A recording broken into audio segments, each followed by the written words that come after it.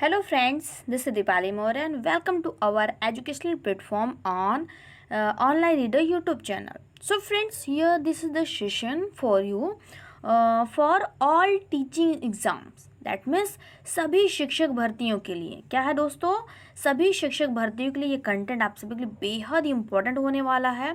अगर आप सीटेट की तैयारी कर रहे हैं, स्टेट टेट में आपकी तैयारी कर रहे हैं जिसमें सुपर टेट भी आपके आते हैं, केवीएस आता है, रीड है, फर्स्ट एंड सेकंड ग्रेड के जो टीचिंग एग्जाम्स होते हैं उन सभी के लिए सेशन बहुत ही ज़्यादा इंपॉर्टेंट होने वाला फ्रेंड्स। तो यहाँ पे आप हेडलाइन पे देख सकते हैं ऑल टीचिंग एग्जाम, मतलब सभी शिक्षक भर्तियों के लिए। हालांकि यहाँ पे आप जो टाइटल देख रहे हो हमने डीएलएड का लिख रखा है, क्योंकि फ्रेंड्स स्पेशली हमने डीएलएड का कंटेंट उठा रखा है। और डीएलएड में किस सेमेस्टर का, जैसे आप सभी को पता है कि डीएलएड जो आपका होता है 2 वर्षीय प्रशिक्षण होता है और जिसमें आपके 2 वर्ष में 4 सेमेस्टर होते हैं। दैट मीन्स पर ईयर में आपके कितने सेमेस्टर होते हैं, पर ईयर में आपके 2 सेमेस्टर होते हैं। तो ये आपका द्वितीय सेमेस्टर होता है, मतलब कि 4 सेमेस्टर होते हैं 2 साल में, तो द्वितीय सेमेस्टर। तो यहाँ से काफ़ी ज़्यादा क्वेश्चंस होते हैं। इवन अगर ये कहें कि जो आपके शिक्षक भर्तियाँ होती हैं आपके उसमें इन्हीं, चाहे आप बीएड करते हैं या बीटीसी करते हैं, दैट मीन्स डीएलएड करते हैं, बीएलएड करते हैं, तो इन्हीं से ही क्वेश्चंस आपके टेट के एग्जाम्स में आपके शिक्षक भर्तियों में पूछे जाते हैं। इवन यहाँ तक कहना गलत नहीं होगा कि अगर आपके प्रशिक्षण के दौरान, चाहे वो 2 वर्षीय हो या 4 वर्षीय हो, जैसे कि बीएलएड होता है वो 4 वर्षीय होता है, तो इन सभी में से जो भी कंटेंट आपके होते हैं, जो पूरा सिलेबस होता है 2 वर्षीय या 4 वर्ष का, तो उन सारे सिलेबस को अगर आप अच्छे से अध्ययन कर लेते हैं, अच्छे से पढ़ लेते हैं, तो टीचिंग एग्जाम्स के लिए, ठीक है, जितनी भी आपकी शिक्षक भर्तियां होती हैं उसमें आपको अतिरिक्त किसी भी तरीके की कंटेंट की आवश्यकता नहीं पड़नी चाहिए। ये आपके लिए एक श्योर मैटर के रूप में निकल के आ जाता है। तो कहीं ना कहीं हम सभी इसको इग्नोर कर जाते हैं, इसको बस प्रशिक्षण तक ही ले लेते हैं, मतलब कि प्रशिक्षण खत्म हुआ दैट मीन्स वो कंटेंट हम उसको इग्नोर कर देते हैं। फिर हम नई नई बुक्स ढूंढने लगते हैं, नई नई किताबें ढूंढने लगते हैं, नए नए कंटेंट ढूंढने लगते हैं, किसके लिए, शिक्षक भर्तियों के लिए, मतलब टेट क्लियर करने के लिए, सीटेट क्लियर करने के लिए, अगर शिक्षक भर्ती की वैकेंसीज आ जाती हैं तो उसके लिए। तो ये सारी चीज़ें आपकी आ जाती हैं, तो हम इन सभी चीज़ों को कवर कर रहे हैं। साथ ही साथ डीएलएड सेकंड सेमेस्टर का बच्चों का एग्जाम्स भी आने वाले हैं कैंडिडेट्स के, तो उनके पर्सपेक्टिव से भी चीज़ें रिवीजन के पॉइंट ऑफ व्यू से इंपॉर्टेंट हो जाएंगी कि कम समय में आपको अधिक से अधिक डाटा आपको वन प्लेटफॉर्म पर अवेलेबल हो जाएंगे। तो द्वितीय सेमेस्टर के पेपर होने वाले हैं, साथ ही साथ 4th सेमेस्टर के जो बच्चे हैं उनके भी पेपर होने वाले हैं, तो मैं उनके लिए भी सेम एज कंटेंट जो है अवेलेबल कराऊंगी। बहुविकल्पीय, अति और दीर्घ, जो ये सारे कंटेंट होते हैं, जो सारे क्वेश्चन का पैटर्न होता है आपका प्रीवियस ईयर पेपर का, साथ ही साथ जो नए क्वेश्चन एक्सपेक्टेड बनेंगे उन सभी को हम यहाँ पे आपके साथ कवर करेंगे। तो जैसे कि आप सभी देख पा रहे होंगे ये पेपर फर्स्ट है, मतलब कि डीएलएड सेकंड सेमेस्टर का क्या है दोस्तों, पेपर फर्स्ट है। और इस पेपर का क्या नाम है, वर्तमान भारतीय समाज और प्रारंभिक शिक्षा। ये आपका पहला पेपर है डीएलएड सेकंड सेमेस्टर के पेपर में। तो ये हमारी वीडियो की सीरीज़ फर्स्ट है, आगे इसी तरीके से कंटिन्यू वीडियो बनती जाएंगी आपके पेपर के लिए। तो सभी फ्रेंड्स चैनल को सब्सक्राइब जरूर कर लें, दोस्तों के साथ जरूर शेयर कर दें, लाइक कर दीजिएगा। एंड साथ ही साथ वीडियोज़ में आपको कोई भी एडवाइस देनी है, वीडियो से रिलेटेड कोई सजेशंस है, कमेंट, मतलब कैसा लगा वीडियो, इसमें क्या चीज़ हम इम्प्रूवमेंट कर सकते हैं, क्या चीज़ आपकी दृष्टि से हम इसमें और भी ज़्यादा चीज़ें इंक्रीज कर सकते हैं, तो वो आप हमें कमेंट के थ्रू बता सकते हैं। मोस्ट वेलकम, आपके सभी सुझाव का हमें स्वागत रहेगा। चलिए आइए 1 बाय 1 हम सारी चीज़ों को, सारे कंटेंट को कलेक्ट करते हैं। और ये आपके डीएलएड के लिए है, डीएलएड मतलब आपके जो टीचिंग एग्जाम का जो प्रशिक्षण होता है उसके लिए है, साथ ही साथ आपके ऑल टीचिंग एग्जाम्स के लिए बेनिफिट रहेगा। सो जितने भी फ्रेंड्स हमारे साथ लाइव आ चुके हैं, so thank you for coming dear friends. तो रेडी हैं आप सभी, क्लास को हम सभी स्टार्ट करें। चलिए फिर ओके, हम सभी क्लास को फिर स्टार्ट करते हैं और नाउ आ जाते हैं हम सभी अपने क्वेश्चंस पे। जैसे कि आप सभी ने पॉइंट देखा, वर्तमान भारतीय समाज और प्रारंभिक शिक्षा, ये आपका जो सब्जेक्ट है पेपर फर्स्ट है और क्वेश्चन है आपका बहुविकल्पीय। ठीक है, हमने बहुविकल्पीय टाइप के हम लगभग 200 से 250 क्वेश्चन मैं यहाँ पर कवर करा दूंगी। ठीक है, 250 प्लस क्वेश्चंस रहेंगे आप सभी के लिए यहाँ पर, जो कि आपके इस पेपर से रिलेटेड रहेंगे। और रिलेटेड किससे रहेंगे, वस्तुनिष्ठ प्रश्न रहेंगे। तो मैं सारे क्वेश्चन को कवर करने की मैं कोशिश करूँगी आप सभी के लिए। ओके, चलिए आइए 1 बाय 1 हम सारे क्वेश्चन को कवर करते हैं। सो जो भी अभी अभी आ रहे हैं सभी फ्रेंड्स वीडियोस को लाइक कर दीजिए। एंड अगर अभी तक अपने अपने सोशल मीडिया प्लेटफॉर्म पर अगर हमारे वीडियोज़ को शेयर नहीं किया है तो शेयर कर दीजिए, आप सभी के पास समय है। तो स्टार्टिंग करते हैं, फिर आ जाइए अपने क्लास को। ओके चलिए, नाउ फर्स्ट क्वेश्चन क्या कहा जा रहा है कि पब्लिक स्कूलों के विकास में जो प्रमुख बाधा संविधान प्रावधानों की क्रियान्विति की किस क्षेत्र, मतलब जिस क्षेत्र से आई हुई है, जिस क्षेत्र से ली हुई है, वह कौन कौन से क्षेत्र कहलाते हैं। इसमें आपको ऑप्शन दिया जा रहा है निःशुल्क व अनिवार्य शिक्षा, ठीक है। बी ऑप्शन है पिछड़े वर्गों की शिक्षा, सी है स्त्री शिक्षा, डी है शैक्षिक अवसरों की समानता। तो ये सारी चीज़ें आपको यहाँ पे दी गई हैं, 4 ऑप्शन दिए गए हैं पहले क्वेश्चन में। तो आप सभी कमेंट के थ्रू अपने अपने ऑप्शन को प्रेफर कर सकते हैं। ओके चलिए, तो यहाँ पर मैं समय ना वेस्ट करते हुए आप सभी के साथ में मैं आंसर शेयर करती हूँ। तो यहाँ पे इस क्वेश्चन का डियर फ्रेंड जो राइट आंसर बनेगा ऑप्शन नंबर आपका डी बनेगा। कौन सा ऑप्शन बनेगा? ऑप्शन नंबर आपका डी बनेगा। ऑप्शन नंबर डी में कहा क्या जा रहा है कि शैक्षिक अवसरों की समानता।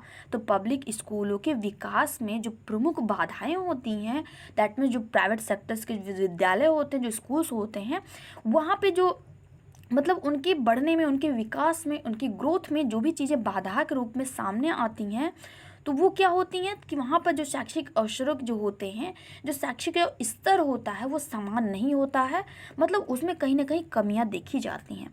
तो संविधान प्रावधानों के क्रियान्वयन में जिस क्षेत्र में आई है, मतलब किस क्षेत्र में ये रिलेटेड बनता है, तो वहाँ पर आपका राइट आंसर निकल के आ जाएगा ऑप्शन नंबर डी। क्लियर? चलिए आते बढ़ते फिर नाउ नेक्स्ट क्वेश्चन की ओर। नेक्स्ट क्वेश्चन हम सभी का क्या बनता है? क्वेश्चन नंबर 2, शिक्षा के सार्वभौमिक हेतु आवश्यक है। तो शिक्षा के सार्वभौमिकरण हेतु क्या चीज़ें आवश्यक बनती हैं? पहला ऑप्शन कहा गया है कि सुविधाओं की सर्वसुलभता, बी है सर्वव्यापी नामांकन, सी है स्थायित्व का सर्वव्यापीकरण, डी है उपर्युक्त सभी। ओके, तो यहाँ पे जैसे कि मैंने अपने वीडियोस में हमेशा बोला करती हूँ आप सभी को कि उपर्युक्त सभी को आप एज अ ऑप्शन ट्रीट कीजिए, ना कि एज अ आंसर।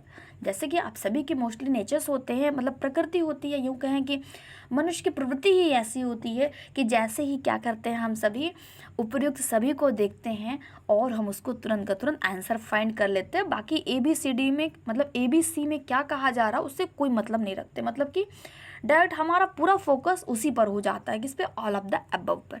लेकिन मैंने हमेशा आपको अपने वीडियोस में बता रखा है कि हमें ऐसा नहीं करना है, हमें इन चीज़ों से बचना है। दैट मीन्स क्या करना है, हमें इसको एज अ ऑप्शन ट्रीट करना है। तो सारे ऑप्शंस को हमें बराबर समानता देनी है। तो इसके बिहाफ पे मैं आपको अपना आंसर बताना चाहूँगी। आई होप इतने समय में आप सभी ने अपने आंसर को फाइंड तो कर ही लिया होगा। ओके, तो राइट आंसर आपका क्या निकल के आ जाएगा? ऑप्शन नंबर ए, है ना। ऑप्शन नंबर ए निकल के आ जाएगा क्या कि शिक्षा के सार्वभौमिकरण हेतु आवश्यक है। तो सुविधाओं की सर्वसुलभता, मतलब कि विद्यालय में जितनी भी सुविधाएं उपलब्ध कराई गई हैं वो हर एक बच्चे तक, हर एक कैटेगरी के, हर एक प्रकार के बच्चे तक सुलभता से, मतलब इजी वे में उन तक पहुंच सके। तो आई होप चीज़ें आप सभी को क्लियर हो गई होंगी। आइए बढ़ते हैं अपने नेक्स्ट क्वेश्चन की ओर।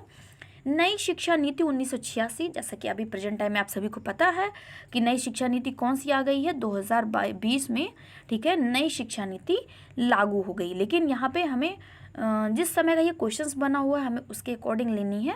जैसे कि इसलिए आपको यहाँ पे साइड में देख पा रहे होंगे आप 1986 आपको लिख दिया गया है, ठीक है, क्योंकि 2020 के पहले जो 1986 की जो शिक्षा नीति थी वो अभी तक प्रभावी थी। तो नई शिक्षा नीति 1986 में समाज के विभिन्न वर्गों की शिक्षा में समान सहभागिता हेतु बल दिया गया है। किस पर बल दिया गया है? ए है अनुसूचित जातियों की शिक्षा पर, स्त्रियों की समानता हेतु शिक्षा पर, अनुसूचित तथा विकलांगों की शिक्षा पर, और डी ऑप्शन है आपका उपरोक्त सभी। तो यहाँ पे जो आपका राइट आंसर बनेगा कि नई शिक्षा नीति में समाज के विभिन्न वर्गों की शिक्षा में समान सहभागिता हेतु बल किस पर दिया गया है। तो यहाँ पर इसके बिहाफ पर आपका जो राइट आंसर बनेगा वो आप एक बार गेस कीजिए क्या हो सकता है। चलिए, आई होप आप सभी ने आंसर फाइंड कर लिया होगा। तो यहाँ पर मैं अपना आंसर बताना चाहूँगी कि आप सभी ऑल ऑफ द अबव जरूर फाइंड कर रहे होंगे, बट नहीं दोस्तों। समाज के विभिन्न वर्गों की में बात की जाए तो यहाँ पर स्पेशली जो बात की गई है वो किस पर बात की गई है? अनुसूचित और विकलांगों की शिक्षा पर। देखिएगा फ्रेंड्स, आप सभी जहाँ पर भी क्वेश्चन आपको समावेशी शिक्षा से मिलता है, कौन सा क्वेश्चन मिलता है? जहाँ कहीं भी आपको समावेशी शिक्षा से क्वेश्चंस मिलते हैं, तो समावेशी शिक्षा के सारे क्वेश्चंस आपके किस पे मिलते हैं? विकलांगों पर मिलते हैं। कहीं बच्चे के जो है दृष्टिबाधित बच्चा है, श्रवण बाधित बच्चा है, मंद बुद्धि का बच्चा है, तो मतलब कहीं ना किसी तरीके से किसी ना किसी तरीके से बच्चे के अंदर कोई ना कोई विकार होता है। तो कहीं ना कहीं हम ये कह सकते हैं कि जो शिक्षा नीति लास्ट टाइम जो जारी की गई थी उसमें विकलांगों के लिए या विकलांग बच्चों के लिए एक विशेष प्रावधान रखा गया था। तो साथ ही साथ अनुसूचित जाति के बच्चे भी उसमें आ जाते हैं। तो मतलब कि निम्न वर्गीय मतलब SC ST कैटेगरी के जो बच्चे होते हैं उनके साथ साथ में, क्योंकि जैसे कि संविधान में ही प्रावधान है उनके लिए कि उन्हें एक आरक्षण कैटेगरी में रखा गया है, तो उनको लेकर के एंड विकलांगों को लेकर के एक विशेष प्रावधान समाज के प्रति किया गया था। तो इसलिए यहाँ पर आप कंफ्यूज नहीं होंगे। तो राइट आंसर आपका हो जाएगा ऑप्शन नंबर सी। ठीक है, हम ये नहीं कह सकते कि अनुसूचित जाति की शिक्षा और स्त्रियों की समानता हेतु शिक्षा, ठीक है, स्त्रियों की समानता शिक्षा मतलब इस पर नहीं काम किए गए हैं, लेकिन समाज के वर्ग में अगर विशिष्ट प्रावधान किया गया है तो किसके लिए किया गया है? तो आपके अनुसूचित जाति और विकलांगों की शिक्षा के लिए। Is that clear? अगर किसी को भी कोई डाउट है तो कमेंट करके अपने आंसर को पूछ सकता है, अपने डाउट्स को क्लियर कर सकता है। मैं लाइव रहूँगी आप सभी के साथ में, चीज़ों को मैं क्लियर करती हुई चलूँगी। ओके, चलिए आगे बढ़ते हैं फिर अगले क्वेश्चन की ओर। चलिए अगला क्वेश्चन रहता है क्वेश्चन नंबर 4 है। ठीक है, क्वेश्चन नंबर 4 में क्या कहा जा रहा है वो भी हम रीड करते हैं। मूल्य वे आदर्श, विश्वास या मानक हैं जिन्हें समाज या समाज के अधिकांश सदस्य ग्रहण किए हुए होते हैं। यह कथन किसका है? तो बहुत ही सस्पेंशियल क्वेश्चंस बन जाते हैं इस तरीके के स्टेटमेंट वाले क्वेश्चन आप सभी के लिए। जैसे कि आप सभी को पता है जो भी स्टेटमेंट होते हैं, जो भी पंक्तियाँ होती हैं, थोड़ा सा सस्पेंशियल बनते हैं, बट हमें उसे याद तो करना ही करना है, मतलब समझना तो है ही। तो आपको 4 ऑप्शन दिए गए हैं, तो यहाँ पर इस क्वेश्चन के लिए जो आपका राइट आंसर बनेगा वो क्या हो जाएगा? चलिए गेस कर सकते हैं आप सभी। तो फिलहाल ये के लिए मैं यहाँ पे आप सभी को जो राइट आंसर बताना चाहूँगी, यहाँ पर आपका राइट आंसर हो जाएगा ऑप्शन नंबर ए। ठीक है, राइट आंसर क्या बनेगा आपका? ऑप्शन नंबर ए बनेगा राइट आंसर। क्लियर? चलिए नेक्स्ट क्वेश्चन, क्वेश्चन नंबर 5। जो मूल्य संपूर्ण विश्व का प्रगति एवं भिलाई से संबंधित होते हैं वे कौन से मूल्य कहलाते हैं? थोड़ा सा टाइपिंग में मिस्टेक है यहाँ पे, थोड़ा सा आप इसको समझ लीजिएगा कि वे मूल्य या जो मूल्य संपूर्ण विश्व का प्रगति एवं भिलाई से संबंधित होते हैं वे मूल्य कौन से कहलाते हैं? ए ऑप्शन सत्य, बी ऑप्शन है वैश्विक, सी ऑप्शन है संपूर्ण एंड डी ऑप्शन है उपरोक्त में से कोई नहीं। तो यहाँ पे इसका जो राइट आंसर बनेगा डियर फ्रेंड्स वो आपका हो जाएगा क्या? Option number B, option number B वैश्वीकरण की ओर। ओके, तो इन सारे क्वेश्चन को अच्छे से लर्न कर लीजिएगा। ये आपके टेट, सी टेट एंड जो आपकी स्टेट टेट होते हैं स्पेशली, ठीक है, स्पेशली जो आपके स्टेट टेट होते हैं, यूपी टेट, MP टेट, इन सभी के लिए बेहद इंपॉर्टेंट ये क्वेश्चन होगा आप सभी के लिए। ठीक है, चलिए next question, question number 6। NCERT ने कितने मूल्यों को स्वीकारा है? अब NCERT की बात की जाएगी, जैसे कि यहाँ पे मूल्य की बात की गई थी उसी से रिलेट हुआ ये क्वेश्चन यहाँ पे बना हुआ है। ठीक है, तो यहाँ पे क्या है? NCERT ने कितने मूल्यों को स्वीकारा है? तो इसके लिए जो आपका क्लियर राइट आंसर बनेगा वो क्या हो जाएगा? ऑप्शन नंबर ए। ठीक है, 83 NCERT ने कितने मूल्यों को स्वीकार किया है? तो 83। नेक्स्ट है मूल्य हमारे व्यवहार को क्या करते हैं? जो मूल्य हैं वो हमारे व्यवहार को क्या करते हैं या हमारे साथ में किस तरीके का व्यवहार करते हैं? ए है दर्शित, बी है प्रेरित, सी है नियंत्रित, डी है उपयुक्त सभी। तो मूल्य हमारे व्यवहार को क्या करते हैं? तो मूल्य हमारे व्यवहार को दर्शित भी करते हैं, प्रेरित भी करते हैं और क्या करते हैं? नियंत्रित भी करते हैं। तो इसके अकॉर्डिंग हम अपना आंसर जो फाइंड करेंगे option number D is right. Okay, अगर किसी को कोई डाउट है तो कमेंट के माध्यम से अपने डाउट्स को क्लियर कर सकता है। मैं लाइव हूँ, आप सभी को चीज़ों को मैं क्लियर करती रहूँगी। ओके, चलिए नेक्स्ट क्वेश्चन, क्वेश्चन नंबर 8। सभी धर्मों के प्रति सहनशील अध्ययन को प्रोत्साहित करने का सुझाव किसने दिया था? ऑप्शन नंबर ए कोठारी आयोग, बी है कीमत, सी है राधाकृष्ण आयोग, डी है वर्धा योजना। तो ये भी एक अल्टीमेट क्वेश्चन है, बेहद इंपॉर्टेंट क्वेश्चन है आप सभी के लिए। तो यहाँ पे जो राइट आंसर बनेगा वो हो जाएगा ऑप्शन नंबर ए। ओके, ऑप्शन नंबर ए आपका राइट बनेगा, क्या? कोठारी आयोग। क्लियर? ओके, यहाँ तक की सारी चीज़ें क्लियर है। तो जिन भी फ्रेंड्स ने अभी तक सेशन को लाइक नहीं किया है तो सभी फ्रेंड्स लाइक ज़रूर कर दीजिए, और अभी तक अगर जिन्होंने शेयर नहीं किया है हमारी इस वीडियो को अपने दोस्तों के साथ में, तो सभी फ्रेंड्स शेयर भी कर दें, जिससे कि ये सेशंस जो भी और भी फ्रेंड्स हैं उन सभी तक ये पहुंच सके एंड सेशन को वो सारे फ्रेंड्स एंजॉय कर सकें। ओके, चलिए आगे बढ़े फिर। Okay, next question, question number 9। Okay, question number 9 में क्या कहा जा रहा है कि भावनाओं के विकास का संबंध मूल्य के किस पक्ष से होता है? ए ज्ञानात्मक, बी भावनात्मक, सी मनोगत्यात्मक, डी कौशलात्मक। तो वो 4 ऑप्शन दिए गए हैं, आप सभी अपने अपने आंसर को गैस कर सकते हैं। मैं थोड़ा सा समय देना चाहूँगी आप सभी को, जिससे कि आप सभी अपने आंसर को फाइंड कर लें। ओके, तो आई होप इतने समय में आप सभी ने अपने आंसर को क्लियर कर लिया होगा। तो चलिए अभी मैं आप सभी के साथ में क्वेश्चन को शेयर करती हूँ आंसर को।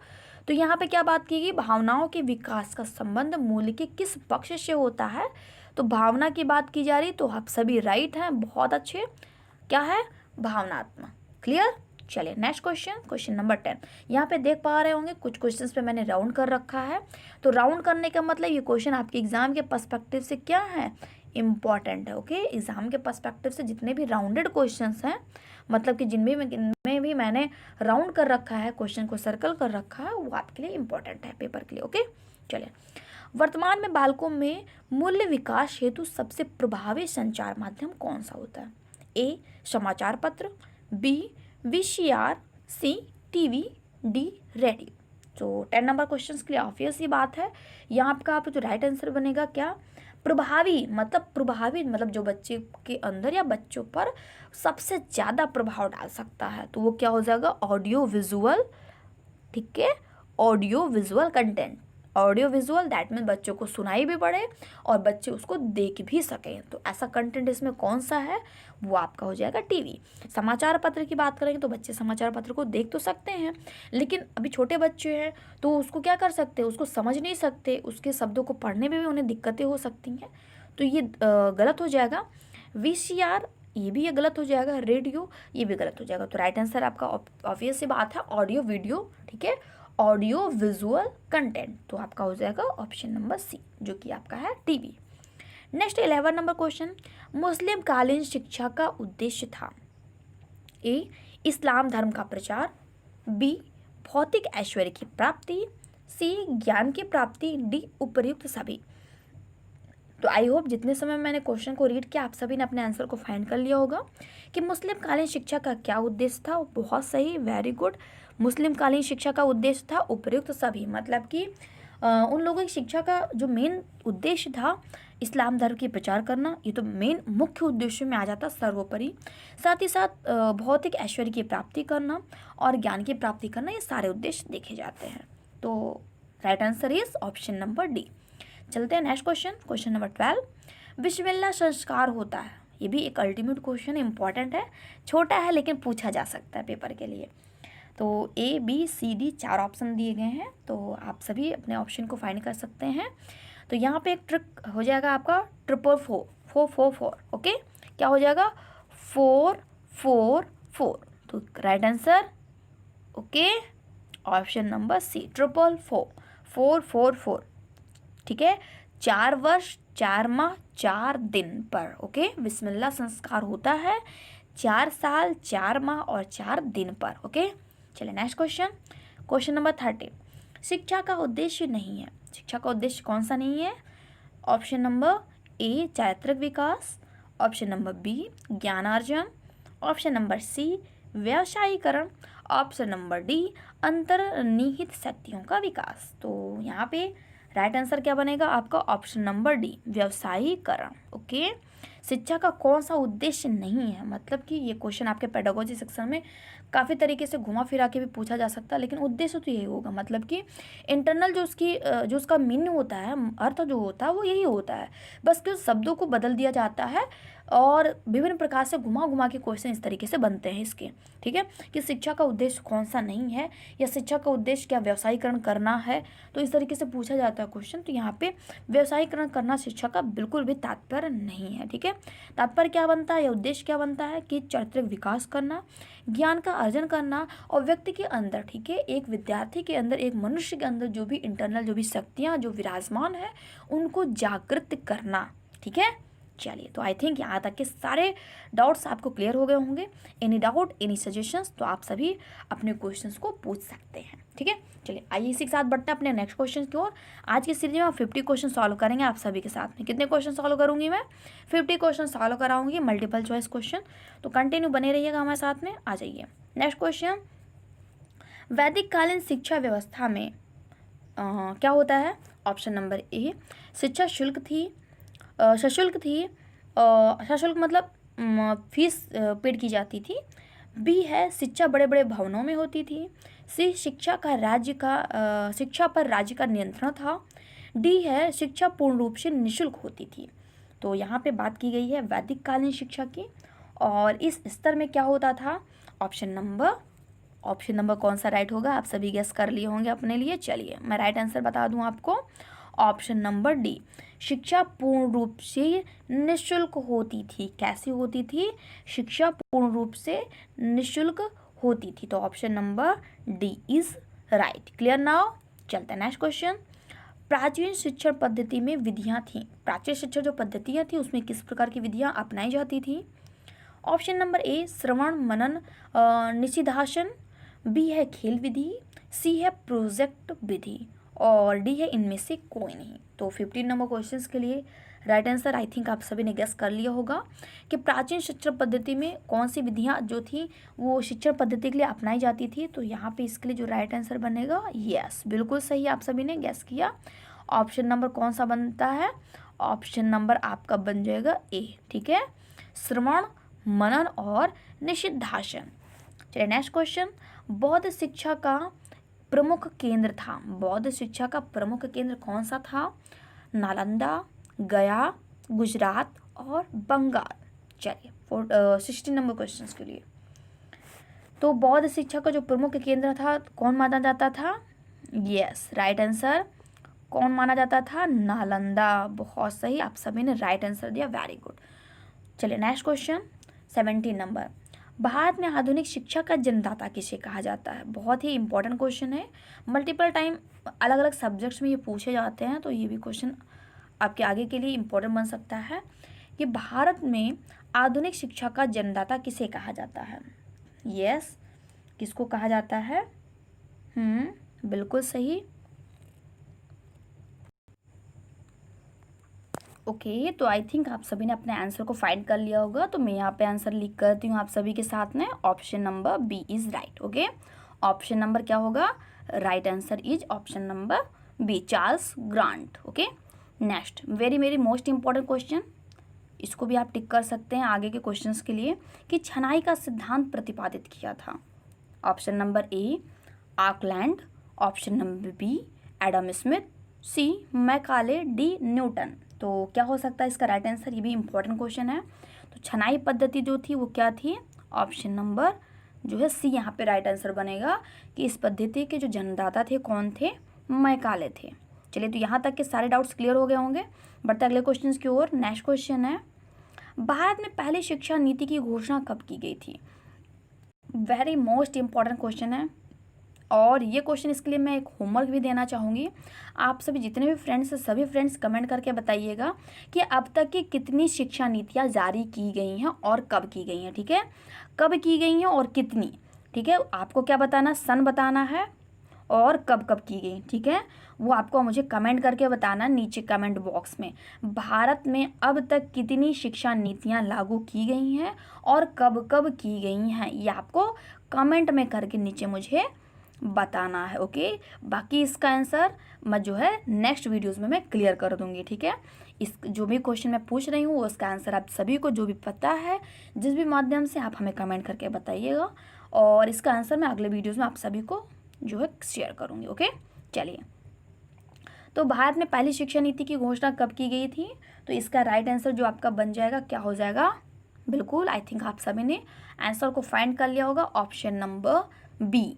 ठीक है, ऑप्शन नंबर बी 1968 में। ध्यान दीजिएगा, मैं क्वेश्चन क्या मैंने पूछा है आप सभी को जो कमेंट में आंसर देना है कि अब तक आज की डेट तक 2020 की डेट तक लेकर, ठीक है, 2020 की जो शिक्षा नीति ये ले करके, ठीक है, इसको ले करके अब तक कितनी शिक्षा नीतियाँ जारी की जा चुकी हैं। चलिए नेक्स्ट क्वेश्चन, अनिवार्य एवं निःशुल्क शिक्षा की व्यवस्था की गई है। ऑप्शन नंबर ए 1968 की नीति में, ऑप्शन नंबर बी 1986 की नीति में, ऑप्शन नंबर सी दोनों में, डी दोनों में नहीं। तो क्या होगा राइट आंसर? अनिवार्य एवं निःशुल्क शिक्षा की व्यवस्था किसमें की गई है? तो दोनों ही शिक्षा नीतियों में की गई है। किसमें किसमें? दोनों ही शिक्षा नीतियों में की गई है। अगला क्वेश्चन, आई थिंक आप सभी क्वेश्चन को एंजॉय कर रहे होंगे, very very most important question, सारे क्वेश्चन आप सभी के साथ में शेयर किए जा रहे हैं। ओके, फुली पूरे वीडियोस तक के अंत तक बने रहिएगा, एंड साथ ही साथ अपने दोस्तों को भी कनेक्ट कीजिए, और जो भी फ्रेंड्स ने अभी तक हमारे चैनल को सब्सक्राइब नहीं किया है तो सभी सब्सक्राइब जरूर कर लीजिएगा, बेल आइकन प्रेस कर दीजिएगा, जिससे कि जो भी अगले वीडियोज़ आए उनकी नोटिफिकेशन आपको जस्ट मिल जाएगी करेगी। ठीक है, चलिए फटाफट से नेक्स्ट क्वेश्चन, संचार साधनों में अन्य तीन से भिन्न है। ठीक है, संचार माध्यम पूछा गया है, इसमें जो है तीन आपके जो है एक तरीके से हैं। ठीक है, एक जो है तीनों से भिन्न है, वो कौन सा है? तो computer, tape recorder, Doordarshan, close circuit television. तो यहाँ पे आपको बताना है। तो आई थिंक आप सभी ने अपना आंसर फाइंड कर लिया होगा।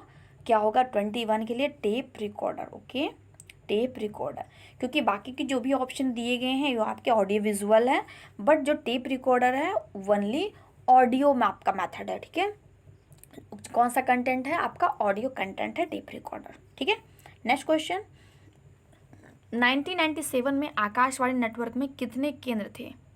ये भी इम्पोर्टेंट क्वेश्चन है। ए 194, बी 184, सी 174, डी 190। तो क्या होगा राइट आंसर 22 के लिए? चलिए आई थिंक फटाफट से कमेंट कीजिए आप सभी। Okay, so right answer is बिल्कुल सही, ऑप्शन नंबर ए 194, 1994, 194। ओके, 1997 में आकाशवाणी नेटवर्क में कितने केंद्र थे? तो 194 थे। चलिए अगले क्वेश्चन को चलते हैं। नेक्स्ट क्वेश्चन, जन संचार माध्यमों का प्रयोग किया जाता है मनोरंजन के लिए, बी जनमत निर्माण हेतु, सी जन सामान्य को सजग बनाने हेतु, डी उपयुक्त सभी। तो यहाँ पे 23 के लिए जो भी आपको ऑप्शन दिए गए हैं ये सारे ऑप्शन आपके क्या बनते हैं? बिल्कुल सही, आप सभी ने राइट गेस किया, उपयुक्त सभी। सारे ऑप्शन इसके लिए जो है सुटेबल बैठते हैं, तो उपयुक्त सभी आपका राइट आंसर बनेगा। चलिए अगले क्वेश्चन, भारत में प्रसारण की शुरुआत सर्वप्रथम कहाँ हुई थी? प्रसारण की शुरुआत सर्वप्रथम कहाँ हुई थी? A B C D 4 option दिए गए हैं। बम्बई कलकत्ता, बम्बई मद्रास, मद्रास एवं कलकत्ता, दिल्ली व बम्बई। तो 24 के लिए जो राइट आंसर बनेगा कहाँ पर? बम्बई, जो कि क्या है मुंबई, और कलकत्ता। ठीक है, जो कि वेस्ट बंगाल में आता है। तो भारत में प्रसारण की शुरुआत सर्वप्रथम कहाँ हुई थी? जनसंचार माध्यमों की। किसकी? जनसंचार माध्यमों का प्रसारण सर्वप्रथम कहाँ हुआ था? बम्बई और कलकत्ता में। चलिए नेक्स्ट क्वेश्चन, बच्चे के समाजीकरण का आद्य व्यक्ति है, आद्य व्यक्ति कौन सा है या कौन है? शिक्षक, माता पिता, धर्मोपदेशक। चलिए 25 नंबर क्वेश्चन के लिए आप सभी अपना आंसर को फाइंड कीजिए। वेरी नाइस, तो आई थिंक आप सभी ने अपने आंसर को फाइंड कर लिया होगा। राइट आंसर क्या हो जाएगा? माता। ठीक है, आद्य व्यक्ति दैट मीन्स अग्रणी रूप से भूमिका कौन निभाता है या कौन व्यक्ति निभाता है? तो यहाँ पे राइट आंसर हो जाएगा माता। ठीक है, चलिए 26 के लिए, विद्यालय और समुदाय के मध्य सशक्त संबंध होने चाहिए क्योंकि ए, स्कूल बड़े समुदाय के अंतर्गत एक लघु समुदाय है। बी, सामाजिक मूल्यों को जानने के लिए। सी, समुदाय और विद्यालय पृथक पृथक होते हैं। डी, शिक्षा को वास्तविक बनाने के लिए। चलिए आप सभी अपने आंसर को ढूंढिए। बिल्कुल सही। तो विद्यालय समुदाय के मध्य सशक्त संबंध होने चाहिए, क्योंकि क्यों होने चाहिए? इसका जो बेनिफिट होगा वो क्या होगा? शिक्षा को वास्तविक बनाने के लिए। क्या होगा? शिक्षा को वास्तविक बनाने के लिए। ओके, बिल्कुल सही, ऑप्शन नंबर डी। चलिए नेक्स्ट क्वेश्चन। शिक्षा में अवसर की समानता का अर्थ है। शिक्षा में अवसर की समानता का क्या अर्थ है? ए, बी, सी, डी आपको 4 ऑप्शन दिए जा रहे हैं। पहला ऑप्शन है शिक्षा में समान पाठ्यक्रम हो। बी, सभी छात्रों, ठीक है, सभी छात्रों को शिक्षा प्राप्त करने के समान अवसर प्राप्त हो। सी, सभी ग्रामीण बालकों को विद्यालय में प्रवेश प्राप्त हो। डी, शहर के गरीब बालकों को शिक्षा का अवसर दिया जाए, अवसर मिले। तो आई थिंक इसका क्वेश्चन आपका आंसर आप सभी ने फाइंड कर लिया होगा, जो कि आप सभी पेडागोजी क्वेश्चंस में मल्टीपल टाइम आप सभी देखते हैं। बिल्कुल सही। ओके, राइट आंसर जी ऑप्शन नंबर बी। कहाँ मिल गया आपको? सभी छात्र। आप सभी छात्र में आपके ए, बी, सी तीनों आ जाते हैं, चारों आ जाते हैं, ठीक है। सभी छात्रों को और क्या मिले? समान अवसर मिले, ठीक है। चलिए नेक्स्ट क्वेश्चन 28। शिक्षा में अवसर की समानता के पीछे क्या विचार निहित है? ए, सभी बालक शिक्षित हो और शिक्षित समाज हो। बी, जो निरक्षर हैं उन्हें शिक्षित होने का अवसर प्राप्त हो। सी, पिछड़े और दलित व्यक्ति को भी शिक्षित होने का अवसर प्राप्त हो। डी, सभी को उच्च शिक्षा का अवसर मिले। चलिए 28 के लिए आई थिंक इसका भी आंसर फाइंड करना आप सभी के लिए आसान होगा, है ना, क्योंकि पेडागोजी सेक्शन से रिलेट करके अगर फाइंड करेंगे तो आंसर आपको जल्दी मिल जाएगा। बिल्कुल सही। शिक्षा में अवसर की समानता के पीछे क्या विचार निहित है? तो यहाँ पे विचार जो निहित हैं वो आपको बताए गए हैं। बिल्कुल सही, आपका right answer option number C, पिछड़े और दलित व्यक्ति को भी शिक्षित होने का अवसर प्राप्त हो, ठीक है। के पीछे क्या विचार निहित है? किसके पीछे? शिक्षा के अवसर के पीछे, ठीक है। क्योंकि जो उच्च वर्गीय हैं, जो अग्रणी समाज के व्यक्ति हैं, उन्हें तो इससे वंचित होना बिल्कुल नहीं पड़ेगा, लेकिन कहीं ना कहीं जो पिछड़े वर्ग के व्यक्ति हैं, जो दलित वर्ग के व्यक्ति हैं, उन्हें इससे मतलब कि पीछे रखा जा सकता है। तो उनके लिए एक विशेष प्रावधान यहाँ पर सुनिश्चित किया गया है। ओके, चलिए नेक्स्ट क्वेश्चन बढ़ते हैं 29। राज्य विशिष्ट रूप से कमजोर वर्ग के शैक्षिक व आर्थिक हितों को ध्यान में रखेगा या संविधान की धारा में वर्णित है। चलिए आपको अनुच्छेद बताने हैं। किसका कर्तव्य बताया गया है? राज्य का। अब आपको ध्यान में देना है यहाँ पे राइट आंसर क्या बनेगा। Option number A article 47, B article 46, C article 29, D article 45। चलिए राज्य का दायित्व तो पूछा गया है, तो यहाँ पे जो आपका राइट आंसर बनेगा, बिल्कुल सही, वेरी गुड। तो राइट आंसर आपका बनेगा आर्टिकल कौन सा? राज्य विशिष्ट रूप से कमजोर वर्ग के शैक्षिक व आर्थिक हितों को ध्यान में रखेगा। किसके? कमजोर वर्गों के लिए, ठीक है। किसके लिए? कमजोर वर्गों के लिए। ऑप्शन नंबर बिल्कुल सही 46। ओके, चलिए नेक्स्ट क्वेश्चन। आदर्शवाद के अनुसार शिक्षा का केंद्र बिंदु क्या होना चाहिए? शिक्षक, शिक्षार्थी, पाठ्यक्रम या विद्यालय? चलिए फटाफट से आंसर बताइए, आप सभी कमेंट करते जाइए। Very good. तो राइट आंसर आपका क्या बनेगा? ऑप्शन नंबर ए आदर्शवाद के अनुसार शिक्षा का केंद्र बिंदु। देखिएगा यहाँ पे आप सभी को बहुत सी कन्फ्यूजन हो सकती है। काफ़ी सारे फ्रेंड्स राइट आंसर लगा सकते हैं, ठीक है, लगा सकते क्या? मैं ये उम्मीद करती हूँ कि 100% आप सभी आंसर लगा रहे होंगे क्या? शिक्षार्थी। लेकिन राइट आंसर यहाँ पे जो होगा किसको हमें देखकर लगाना? आदर्शवाद। आदर्शवाद की विचारधारा को हमें यहाँ पे समर्थन करते हुए हमें राइट आंसर लगाना है। तो आदर्शवाद के अनुसार अगर बात की जाए, जैसे कि आप सभी ने अगर सेकंड सेमेस्टर के जो बुक पढ़ी होगी, तो बुक में आपका जो सेक्शंस बटे हुए हैं, ठीक है, आदर्शवाद जो अलग जो वाद वाले जो चैप्टर्स हैं उसमें आपने आदर्शवाद वाले सेक्शंस में पढ़ा होगा, ठीक है, ये चीज़ें। तो आदर्शवाद वाले सेक्शन में आपने ये चीज़ें पढ़ा होगा। वहाँ पर शिक्षा का जो केंद्र बिंदु है शिक्षार्थी को नहीं, मतलब बालक को नहीं, किसको माना गया है, शिक्षक को माना गया है, ठीक है। क्योंकि शिक्षक क्या होता है, एक पथ प्रदर्शक होता है। बच्चे को वो जिस तरीके से चाहे वो मोड़ कर उन्हें उस तरीके से बना सकता है। जैसे कि स्टेटमेंट किसका था, वाटसन महोदय का था, क्या कि आप मुझे बालक दो और मैं उसे जो को वो बना दूंगा, चोर, सिपाही, पुलिस, जो भी कुछ कहोगे आप, मैं उसे बना दूंगा, इंजीनियर, डॉक्टर। तो यही भूमिका जो है एक शिक्षक निभाता है। आदर्शवादी वाले विचारधारा के जो प्रवर्तक थे उनका कहना मानना था, ठीक है। तो इसलिए यहाँ पे जो आंसर बनेगा वो कि आपका शिक्षक ना हो करके, मतलब शिक्षार्थी ना हो करके क्या होगा, आपका राइट आंसर बनेगा शिक्षक। ओके, चलिए नेक्स्ट क्वेश्चन। निम्न में से कौन आदर्शवादी नहीं है? चलिए इन सभी को आपको याद रखना है। आदर्शवादी इसमें से कौन नहीं है? सुकरात, प्लेटो, हीगेल, डीवी। कौन होगा राइट आंसर? चलिए 31 के लिए राइट आंसर बनेगा आपका डीवी। कौन महोदय? डीवी महोदय, ठीक है। चलिए नेक्स्ट क्वेश्चन। निम्न में से कौन प्रकृतिवादी दार्शनिक थे? कौन प्रकृतिवादी दार्शनिक थे? सुकरात, प्लेटो, हॉर्न और स्पेंसर। 32। फटाफट से आप सभी अपने आंसर को गेस कर सकते हैं। ओके, तो यहाँ पे हम सभी मॉडल पेपर क्रिएट कर रहे हैं, ठीक है। ये मॉडल पेपर के रूप में हम सभी सॉल्व कर रहे हैं और बेहद इंपॉर्टेंट टॉपिक है ये आप सभी के लिए, ठीक है।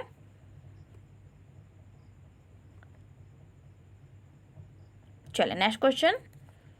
ओके, नेक्स्ट क्वेश्चन पे आ जाते हैं हम सभी। प्रकृतिवाद किस प्रकार के अनुशासन की बात करता है?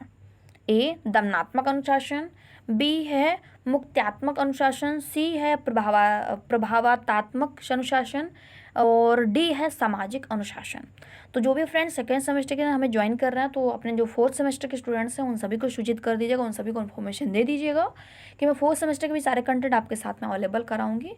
तो डोंट वरी, सभी फ्रेंड्स लाइव रहिए, हमारे साथ जुड़िए एंड अपने और भी दोस्तों को लाइव रखिए। जो भी आप सभी की क्वेरीज होंगी, जो भी आप सभी की इन्फॉर्मेशन होंगी, जो भी सजेशंस होंगे, जो भी आप सभी एडवाइस देंगे, उन सभी को मैं यहाँ पे जरूर फॉलो करूँगी। ओके, तो यहाँ पे 33 के लिए जो राइट आंसर क्लियर किया जाएगा वो हो जाएगा आपका ऑप्शन नंबर बी। चलिए नेक्स्ट क्वेश्चन।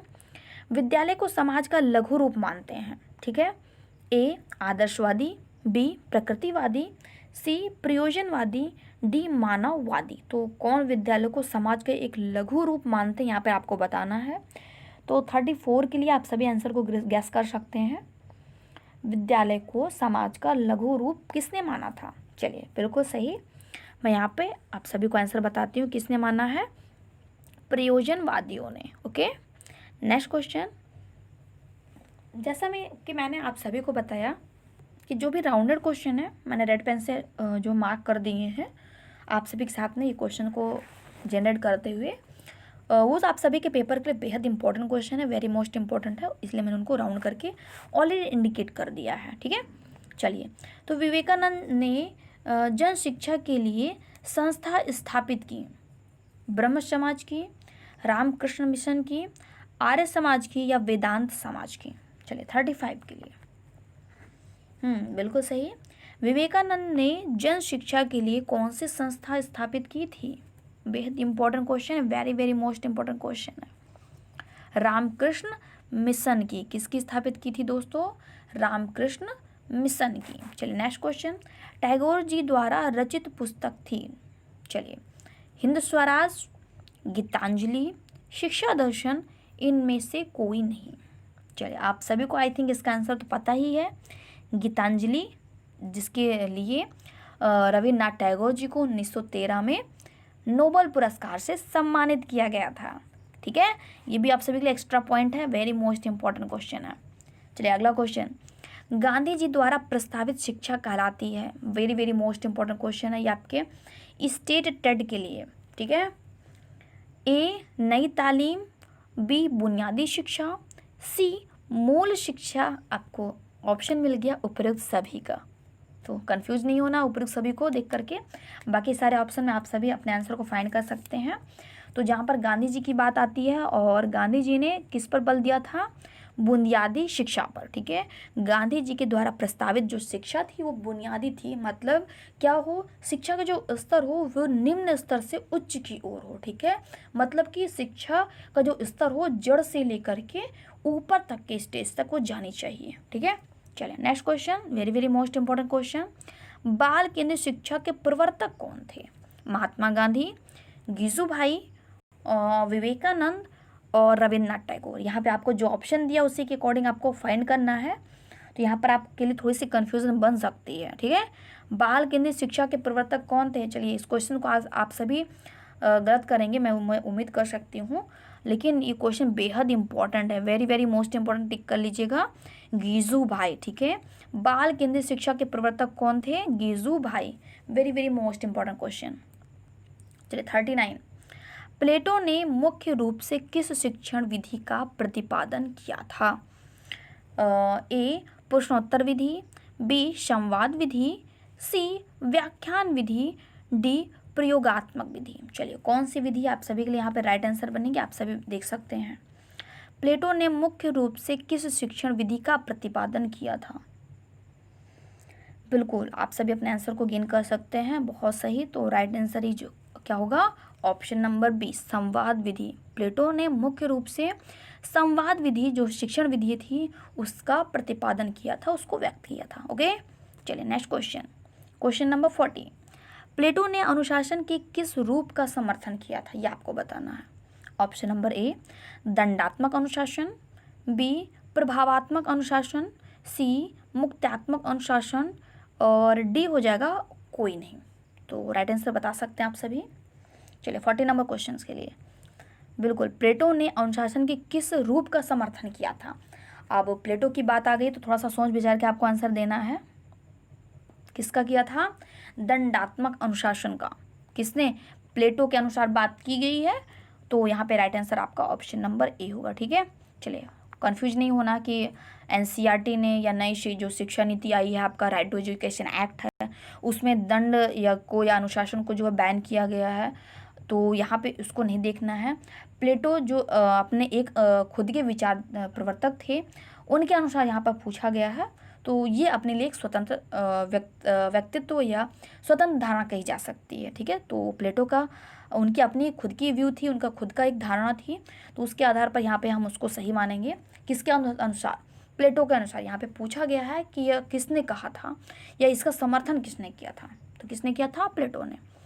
चलिए 41, नव विद्यालय को समस्त संसार का नहीं वरन समस्त मानव जाति का आदर्श लघु रूप होना चाहिए, या किसने लिखा है?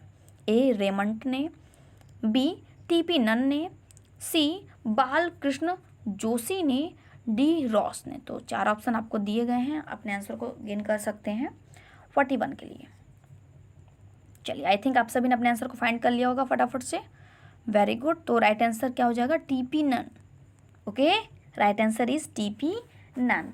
आई थिंक आज की क्लास में आप सभी एंजॉय कर रहे होंगे, और अगर कोई भी डाउट है, कोई भी इशूज है, कोई भी सजेशन है, तो सभी फ्रेंड्स कमेंट करें, सजेशंस को अपने हमारे साथ शेयर करें। सारी चीज़ें हम सभी मिलकर, हम और आप सभी मिलकर यहाँ पे साथ में अपने इस प्लेटफॉर्म को अच्छे और बेहतर, ठीक है, अच्छा और बेहतर कर सकते हैं आप सभी के साथ में। तो यहाँ पर सारी चीज़ों को हमें बेटर बनानी है, बेस्ट बना के आप सभी के साथ में शेयर करना है, तो सारी कंटेंट, सारी चीज़ें बेहतर हों ये उम्मीद है, और आप सभी का सहयोग रहा तो ये चीज़ें सारी होंगी भी। चलिए आगे आ जाते हैं नेक्स्ट क्वेश्चन 42 के लिए, कि स्कूल शब्द की उत्पत्ति किस भाषा से हुई है? फ्रेंच, जर्मन, लैटिन, इनमें से कोई नहीं। चलिए 42 के लिए आप सभी फटाफट से कमेंट कीजिए। बिल्कुल स्कूल शब्द की उत्पत्ति किस भाषा से हुई है? Very good. तो राइट आंसर लैटिन। किस भाषा से हुई दोस्तों? लैटिन भाषा से हुई मानी गई है। बहुत अच्छे। चलिए नेक्स्ट क्वेश्चन 43 के लिए, विद्यालय का अनौपचारिक कार्य चरित्र निर्माण और आध्यात्मिक स्वतंत्रता का प्रशिक्षण देना होता है। तो यहाँ पे आपको ओनली ट्रू एंड फॉल्स में आंसर देना, कंफ्यूज नहीं होना कि यहाँ पे आपको दो ही ऑप्शन दिए गए हैं। विद्यालय का अनौपचारिक कार्य जो होता है चरित्र निर्माण और आध्यात्मिक स्वतंत्रता का प्रशिक्षण देना होता है। क्वेश्चन को थोड़ा सा समझ के आंसर दीजिएगा। यस और नो में ओनली आंसर देना है। चलिए तो यहाँ पे मैं आंसर बताती हूँ आप सभी को। आंसर क्या हो जाएगा? आंसर आपका हो जाएगा ऑप्शन नंबर बी, असत्य है। विद्यालय का अनौपचारिक कार्य चरित्र निर्माण और आध्यात्मिक स्वतंत्रता का प्रशिक्षण देना है। ये अनौपचारिक नहीं है, ये औपचारिक कार्य है, ठीक है। और जबकि यहाँ पे अनौपचारिक लिखा हुआ है तो इसलिए यहाँ पे ये गलत हो जाएगा, ठीक है। यहीं पर होना चाहिए था कि विद्यालय का औपचारिक कार्य, मतलब कि जो औपचारिक मतलब कि जो सही सही कार्य होता है, विद्यालय का जो एक सही रास्ते पर सही वे में कार्य जो होता है वो क्या होता है? बच्चे के चरित्र का निर्माण करना और उनके अंदर आध्यात्मिक स्वतंत्रता का प्रशिक्षण जो है उन्हें देना, ठीक है। तो यहाँ पे अनौपचारिक कहा हुआ है, इसलिए यहाँ पे ये आंसर आपका असत्य हो जाएगा, ठीक है। चलिए नेक्स्ट क्वेश्चन 45। किसी राष्ट्र की उन्नति विद्यान सभाओं, व्यवसायों और कारखानों से नहीं बल्कि विद्यालय से होता है। क्या कथन किसका है? डॉक्टर राधाकृष्णन, बालकृष्ण जोशी का, ब्रैंडले का, नन का? तो ध्यान दीजिएगा फ्रेंड्स, इसका आंसर आप सभी फाइंड कीजिए। और सभी फ्रेंड्स टेलीग्राम चैनल को जरूर ज्वाइन कर लें, क्योंकि इसकी जो पीडीएफ है वो मैं टेलीग्राम को आपको प्रोवाइड करा दूंगी, ठीक है। इस सभी वीडियोस की आपको पीडीएफ मिल जाएगी, एज इट इज आंसर लगी हुई आपको मिल जाएंगी। लेकिन कहाँ मिलेंगी? वो आपको मिलेंगी टेलीग्राम चैनल पर मिलेंगी, ठीक है। तो टेलीग्राम चैनल का मैं लिंक डिस्क्रिप्शन में मैं दे दूँगी। अदरवाइज़ आप सभी खुद सर्च करके फॉलो कर सकते हैं, मतलब ज्वाइन कर सकते हैं। क्या है? ऑनलाइन रीडर, जो चैनल का नाम है ना, चैनल का जो नाम है ऑनलाइन रीडर, ठीक है, वही हमारे टेलीग्राम चैनल का भी नाम है ऑनलाइन रीडर। आप डाल के सर्च करके क्या कर लेना, उसको फॉलो कर लेना, ओके। इन डाउट किसी को तो बताइएगा, ठीक है। बाकी इसका लिंक, टेलीग्राम चैनल का जो लिंक होगा वो भी मैं आप सभी को डिस्क्रिप्शन में दे दूंगी, और आप सभी जो है ऑनलाइन रीडर डाल के डायरेक्ट जो है ज्वाइन कर सकते हैं, ठीक है। चलिए तो आई थिंक आ जाते हैं हम सभी अपने पॉइंट पर। राइट आंसर क्या बनेगा 45 के लिए? वेरी गुड, तो राइट आंसर हो जाएगा राधा कृष्णन, बहुत सही। चलिए नेक्स्ट क्वेश्चन। विद्यालय घर से शिक्षा का उत्तम स्थान होता है। विद्यालय घर से शिक्षा का उत्तम स्थान होता है। यस और नो में आंसर बताना है आप सभी को। चलिए बिल्कुल सही, राइट आंसर क्या बनेगा आपका? ऑप्शन नंबर ए, सत्य है ना। तभी तो हर एक व्यक्ति को, हर एक बच्चे को कहाँ भेजा जाता है? विद्यालय भेजा जाता है। क्यों? क्योंकि घर में बच्चे का सर्वांगीण विकास सुनिश्चित नहीं हो पाता है बच्चा विद्यालय में ही, ठीक है। क्योंकि विद्यालय में बच्चे के सर्वांगीण विकास को सुनिश्चित किया जाता है, उस तरीके का माहौल दिया जाता है, अच्छे बुरे बच्चों के साथ में वो बैठते हैं, सामाजिक भावनाएँ सीखते हैं, खेलकूद के माध्यम से शारीरिक विकास होता है, मानसिक विकास होता है, सारे विकास जो मतलब ऑलराउंडर डेवलपमेंट जो होता है बच्चों का, वो विद्यालय में ही संभव हो पाता है, ठीक है। चलिए नेक्स्ट क्वेश्चन 47। राज्य मुख्य रूप से शिक्षा का किस प्रकार का साधन है? औपचारिक साधन है, अनौपचारिक साधन है, व्यावसायिक साधन है एंड अव्यावसायिक साधन। 47 के लिए बिल्कुल कैसा साधन है? औपचारिक साधन है। Very good, very nice. कैसा साधन है दोस्तों? औपचारिक साधन है। चलिए नेक्स्ट क्वेश्चन 48। निम्न में से किस राज्य के कौन कौन से शैक्षिक कार्य हैं, ये आपको बताना है।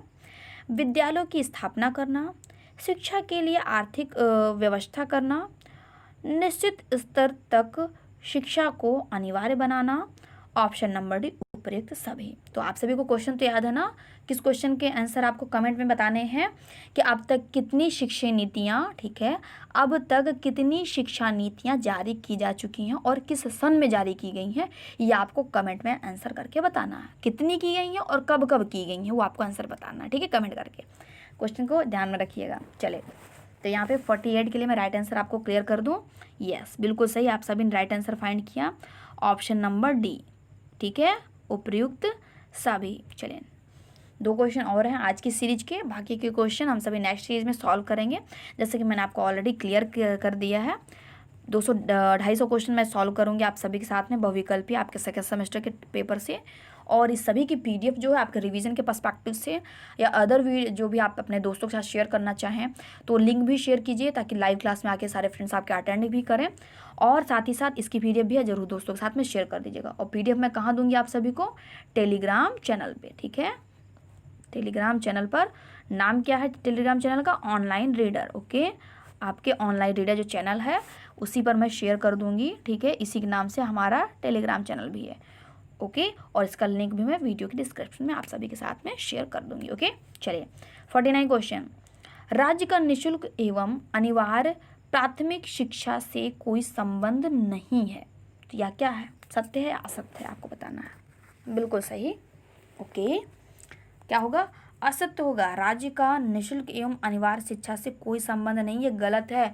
क्यों? क्योंकि राज्य के नीति निर्देशक तत्व में, अगर आप राज्य के नीति निर्देशक तत्व पढ़ते हैं तो आर्टिकल 45 संविधान में जो आर्टिकल 45 है वो कहा गया है उसमें कि राज्य का कर्तव्य है कि जो बच्चे के लिए निःशुल्क अनिवार्य शिक्षा की जो व्यवस्था की गई है उसमें वो सहयोग प्रदान करे। मतलब कि शिक्षा की व्यवस्था कौन करेगा? राज्य करेगा। ठीक है, अधिकार जो है शिक्षा का अधिकार मूल अधिकार है, उन जो 21A में है वो तो है ही।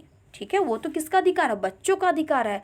लेकिन इसकी व्यवस्था राज्य सुनिश्चित करे, वो आर्टिकल किस में है? आर्टिकल 45 में है। और ये व्यवस्था किसकी है? आपके राज्य की है। ठीक है, इसलिए यहाँ पे कहा गया नहीं है, तो यहाँ पे असत्य हो जाएगा। ओके, आज की सीरीज का लास्ट क्वेश्चन। देश में सैनिक शिक्षा की व्यवस्था करना राज्य का परम कर्तव्य है। चलिए, इसको भी आपको यस और नो में ही आंसर देना है। तो आई होप इसका भी आंसर आप सभी ने बहुत ही अच्छे तरीके से फाइंड किया। वेरी नाइस, बहुत अच्छे। यस, बिल्कुल। क्या हो जाएगा राइट आंसर? सत्य है। ठीक है, तो आई थिंक ये वीडियोस आप सभी को बहुत बहुत ज़्यादा पसंद आई होगी, तो ज़रूर लाइक कर दीजिएगा, वीडियोस को शेयर कर दीजिएगा अपने दोस्तों के साथ में। और जो भी फ्रेंड्स नए ज्वाइन किए हैं आज पहली बार हमारे इस प्लेटफॉर्म को, तो चैनल को सब्सक्राइब करना बिल्कुल भी मत भूलिएगा। ठीक है, चलिए, तो जैसा कि आप सभी को पता है हमारा ऑनलाइन चैनल है, लोगों आप देख सकते हैं और यूट्यूब चैनल पर है, तो यहाँ पर आप सभी हमको जरूर सब्सक्राइब कर लें, दोस्तों को शेयर कर दें। टेलीग्राम चैनल को भी ज्वाइन कर लें, टेलीग्राम चैनल भी इसी नाम से है, ऑनलाइन रीडर के नाम से ही है, और यही लोगो लगा हुआ है डीपी में। तो आप इसको जो है वहाँ से जाके ज्वाइन कर लीजिएगा। इसकी जो क्लास की वीडियोस हैं मैं टेलीग्राम पर आप सभी के साथ में शेयर कर दूँगी। ठीक है, साथ ही साथ मैं अनअकैडमी पर भी हमारी क्लासेस चलती हैं रात को 9 बजे, तो भी क्लासेस आप ज्वाइन कर सकते हैं। ठीक है, दीपाली मौर्य के नाम से वहाँ पर जाके आप उन क्लासेस को भी एक्सेस कर सकते हैं। ठीक है, चलिए, तो फिर मिलते हैं अगले वीडियोज़ में नेक्स्ट क्लासेस के साथ में। Any doubt, any issues, any suggestions आप सभी कमेंट कर दीजिएगा हमें। ठीक है, चलिए मिलते हैं नेक्स्ट सेशन में। Bye bye, have a nice day to all of you.